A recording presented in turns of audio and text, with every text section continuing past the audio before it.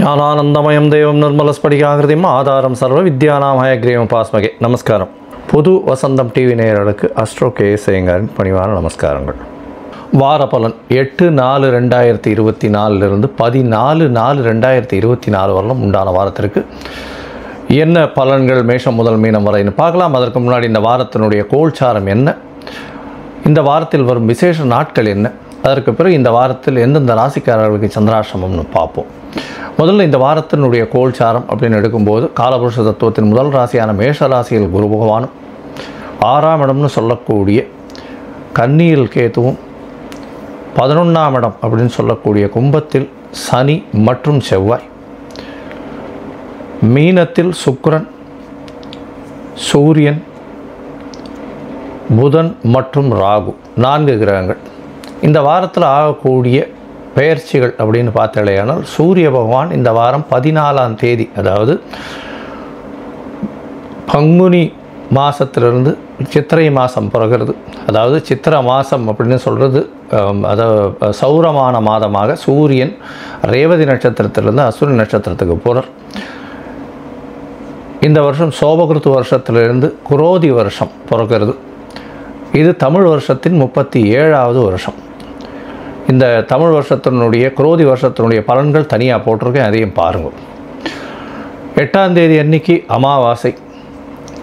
இந்த வாரத்தில் பார்த்தாலேயானால் சந்திர பகவான் அதிவேகமாக செல்லக்கூடிய சந்திர பகவான் பொதுவாகவே இந்த வார பயிற்சிகளை பொறுத்து வாரத்தினுடைய பலன்களை வச்சு சொல்லக்கூடியது. சந்திர பகவான் மீன ராசி உத்திரட்டாதி நட்சத்திரத்திலிருந்து திருவாதிரை நட்சத்திரம், அதாவது 14ஆம் தேதி அன்னைக்கு திருவாதிரை நட்சத்திரம் மிதுன ராசியில் வரார்.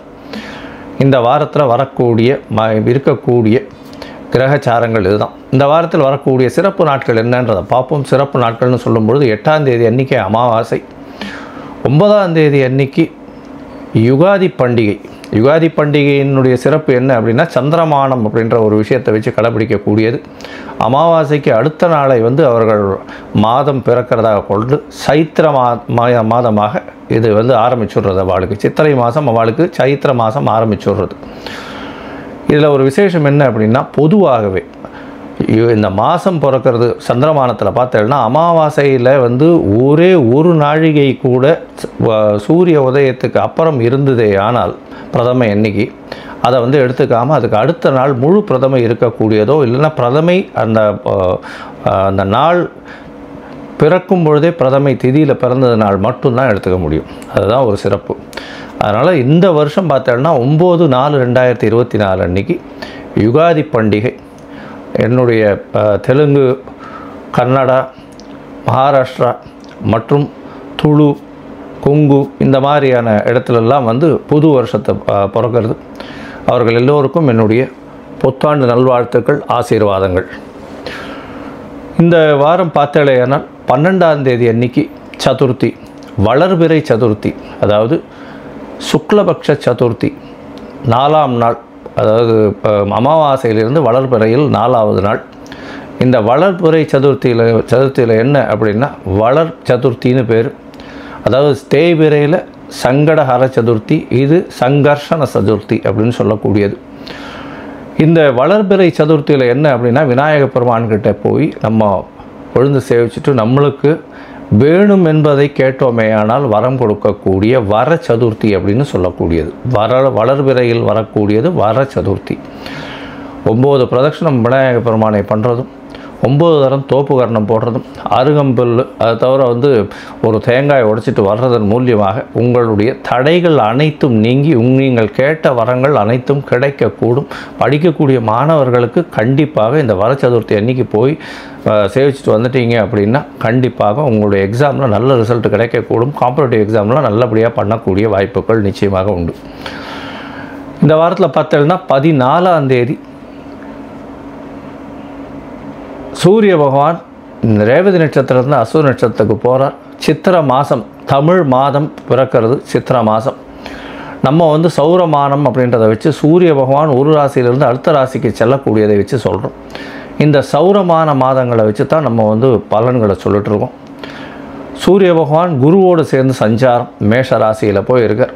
14ஆம் தேதி தமிழ் வருஷ பிறப்பு, அப்படின்றத சொல்கிறோம். குரோதி வருஷம். இந்த யுகாதியில் பார்த்தோம்னா தெலுங்கு வருஷம் அப்படின்னு சொல்லக்கூடியது. இந்த மாதிரி இந்த வேப்பம்பு, மாங்காய், புளிப்பு, இனிப்பு எல்லா வகையான இதுவும் வச்சு பச்சடி பண்ணுவாங்க. அது வந்து ரொம்ப விசேஷம். அதாவது யுகாதி பச்சடின்னே பேர் அதுக்கு, ரொம்ப விசேஷமானது.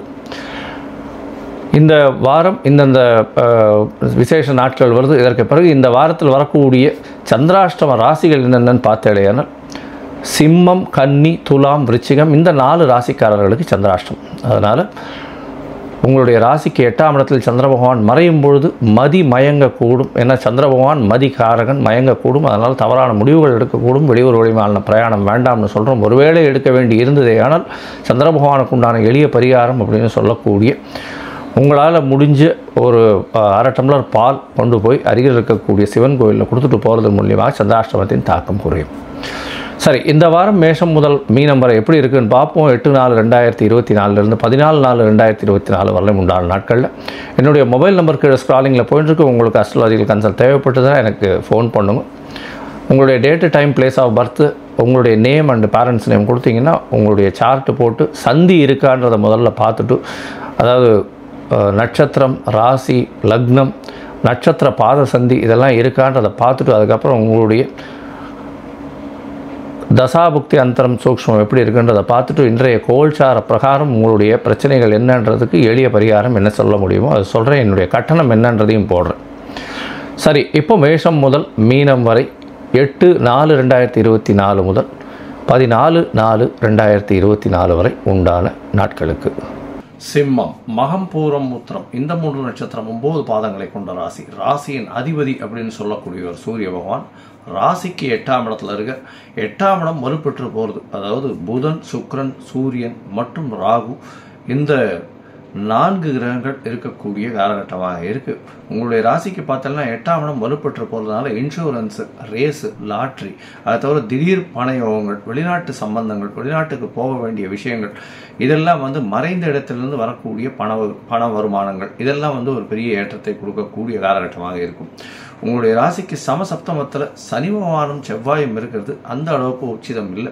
ஏன்னா சப்தமத்தில் வந்து சனியும் செவ்வாயும் சேர்ந்து இருக்கிறதுனால பார்ட்னர்ஷிப் பிஸ்னஸில் சிறு சிறு பிரச்சனைகள் வரக்கூடிய வாய்ப்புகள் நிச்சயமாக உண்டு. கணவன் மனைவியிடையே அந்யோன்யம் குறையக்கூடிய வாய்ப்புகள் நிச்சயமாக இருக்கும் சிம்மராசிக்காரர்களுக்கு. இருந்தாலும் 9ஆம் இடத்துல குரு பகவான் இருக்கிறதுனால உங்களுடைய சமயோஜித புத்தி வந்து ஒரு பெரிய ஏற்றத்தை கொடுக்கக்கூடிய காலகட்டமாக இந்த வாரம் அமையிறது. இந்த வாரம் பார்த்தோம்னா உங்களுடைய ராசியே வந்து குரு பகவான் பார்க்கறது பெரிய விசேஷத்தை கொடுக்கக்கூடிய காலகட்டம். ஏன்னா உங்களுடைய ராசியை பார்க்கறதும் உங்களுடைய ராசிக்கு 5ஆம் இடத்தை பார்க்கறதும் பெரிய ஏற்றத்தை கொடுக்கக்கூடிய காலகட்டமாக இந்த வாரம் அமைய போகிறது. குழந்தை பிராப்தி ஏற்படக்கூடிய பாக்கியம் நிச்சயமாக உண்டு. ஏன்னா 5ஆம் அதிபதி 9ஆம் இடத்துல தன்னுடைய 5ஆம் இடத்தையே பார்க்குற பெரிய ஏற்றம் கிடைக்கக்கூடிய காலகட்டமாக இருக்கு. 8ஆம் இடத்துல சுக்கிர பகவான் உச்சம் பெற்று இருக்கார். அதனால வந்து வெளிநாட்டிலிருந்து திடீர் பண யோகம் வரும். மறைந்த இடத்திலிருந்து பணம் வரக்கூடிய வாய்ப்புகள் உண்டு. தொழிலில் ஒரு நல்ல ஏற்றம் இருக்கும். ஆனால் பார்ட்னர்ஷிப் தொழிலில் வந்து பார்ட்னரோட பிரச்சனைகள் வரக்கூடிய வாய்ப்புகள் நிச்சயமாக இந்த வாரம் உண்டு. உங்களுடைய ராசிக்கு பார்த்தோம்னா சந்திர பகவான், அதாவது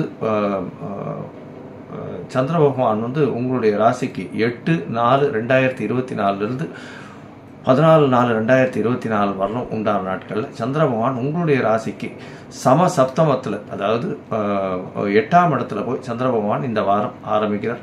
9ஆம் தேதி கார்த்தால வரலும் இருக்கு. அதாவது 9ஆம் தேதி கார்த்தால ஒரு 8:30 மணி வரலும் இருக்கக்கூடிய காலகட்டம் சந்திராஷ்டம காலகட்டமாக அமையிறது. ஏன்னா 8ஆம் இடத்துல 5 கிரகங்களோட இந்த வாரம் ஆரம்பிக்கிறது. சூரியன், சந்திரன், புதன், சுக்கிரன் மற்றும் ராகு 5 கிரகங்களோட ஆரம்பிக்கிறது பெரிய விசேஷம். அதனால 8ஆம் இடம் வலுப்பெற்று போகிறது. அதனால வெளிநாட்டில் தனியாக இருக்கிறவர்களுக்கெல்லாம் பெரிய ஏற்றம்.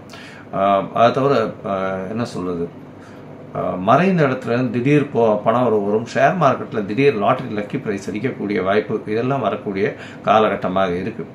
இந்த வாரத்தில் பார்த்தீங்கன்னா உங்களுடைய ராசிக்கு 8ஆம் இடத்துல சந்திர பகவான் மறைந்திருந்தாலும் நல்ல ஒரு ஏற்றம் கிடைக்கக்கூடிய காலகட்டமாக இருக்கும். இருந்தாலும் சந்திராஷ்டம காலம். 2ஆம் இடத்துல கேது பகவான் வேறு இருக்கிறது. அதனால பேச்சில் ரொம்ப ஜாகிரதையாக இருக்கிறது, யாருக்கும் முன்ஜாமீன் கொடுக்கறது இந்த மாதிரியான விஷயங்கள் பண்ணாதீங்க. உங்களுடைய ராசிக்கு 9ஆம் இடத்துல சந்திர பகவான் போகிறார். அது வந்து 9ஆம் தேதியிலிருந்து 9ஆம் தேதி கார்த்தால 8:30 11ஆம் தேதி கார்த்தால 11 மணி வரலும் இருக்கக்கூடிய காலகட்டமாக இருக்குது. 9ஆம் இடத்துல குரு சந்திர யோகம் அமையறது, நல்ல ஒரு ஏற்றம் கிடைக்கக்கூடிய காலகட்டம். ஏன்னா 12ஆம் அதிபதி 9ஆம் இடத்துல இருக்கிறதுலாம் வெளிநாட்டுக்கு படிப்புக்கு போகணும்னு பார்த்துட்டு இருக்க வாழ்க்கைலாம் படிப்புக்கு போகக்கூடிய மேல் படிப்புக்கு போகக்கூடிய யோகம் நிச்சயமாக இருக்கும். தந்தையின் மூலியமாக திடீர் பணவரவு வரக்கூடிய வாய்ப்புகள் உண்டு. உங்களுடைய ராசிக்கு 10ஆம் இடத்துல சந்திர பகவான் போகிறார், உச்சம் பெற்று போய் இருக்கக்கூடிய காலகட்டமாக இருக்குது. சந்திரனுக்கு வீடு கொடுத்தவரும் வந்து 8ஆம் இடத்துல உச்சம் பெற்று போய் இருக்கிறது பெரிய விசேஷம். தொழில் வந்து இந்த வெளிநாட்டு வாணிபம் பண்ணுறவாளுக்கெல்லாம் பெரிய ஏற்றம் கிடைக்கக்கூடிய காலகட்டம். அரசியல் இந்த இதில் இருக்கவா கொஞ்சம் ஜாகிரதையாக பேச்சில் கட்டுப்பாடாக இருக்கிறது ரொம்பவும் முக்கியம். அரசியல் சார்ந்தவங்களுக்கு சிறு சிறு இன்னல்கள் வரக்கூடிய வாய்ப்புகள் நிச்சயமாக உண்டு. பணவரவிற்கு பஞ்சம் இருக்காது, இருந்தாலும் அவர்களுக்கு பதவி அந்தஸ்து கௌரவம் இதிலெல்லாம் கொஞ்சம் பிரச்சனைகள் இருக்கக்கூடிய காலகட்டமாக இருக்கு. இந்த வாரத்தில் உங்களுடைய ராசிக்கு 11ஆம் இடத்துல சந்திர பகவான் வரார். அதாவது 11ஆம் தேதியிலிருந்து 13ஆம் தேதி மாலை ஒரு 5:30 மணி வரலும் இருக்கக்கூடிய காலகட்டமாக இருக்கு. இந்த காலகட்டத்தில் பார்த்தீங்களேனால் அதாவது இந்த காலகட்டத்தில் வந்து சந்திர பகவான் 11ஆம் இடத்துல இருக்கிற 12ஆம் அதிபதி 12க்கு 12 இருக்கிறதுனால உங்களுக்கு செலவுகள் அற்ற நிலை இருக்கக்கூடிய காலகட்டமாக இருக்குது. அதனால் வந்து பார்த்தோம்னா உங்களுடைய ராசிக்கு பண வரவு அபரிமிதமாக இருக்கும், செலவுகள் கம்மியாக இருக்கக்கூடிய காலகட்டமாக இருக்கும். இந்த வாரத்தில் உங்களுடைய ராசிக்கு 12ஆம் இடத்துல சந்திர பகவான் வர 12ஆம் இடத்துல சந்திர பகவான் வரக்கூடிய காலகட்டம் அப்படின்னு பார்க்கும்பொழுது இந்த காலகட்டத்தில் அதாவது 11ஆம் இடத்துல இந்த வாரத்தில் சந்திர பகவான் உங்களுடைய ராசிக்கு 11ஆம் இடத்துல இருக்கக்கூடிய காலகட்டமாக இருக்கிறதுனால நல்ல ஒரு ஏற்றம் கிடைக்கக்கூடியதாக இருக்கும். தாயின் வழியில் சுகம் கிடைக்கக்கூடிய காலகட்டமாக இந்த வாரம் அமைப்போம். இந்த வாரம் நீங்கள் அருகில் இருக்கக்கூடிய காரணீஸ்வரர் கோவில் போயிட்டு வாங்க, நல்ல ஒரு ஏற்றமும் மாற்றமும் நிச்சயமாக உங்களுக்கு கிடைக்கும்.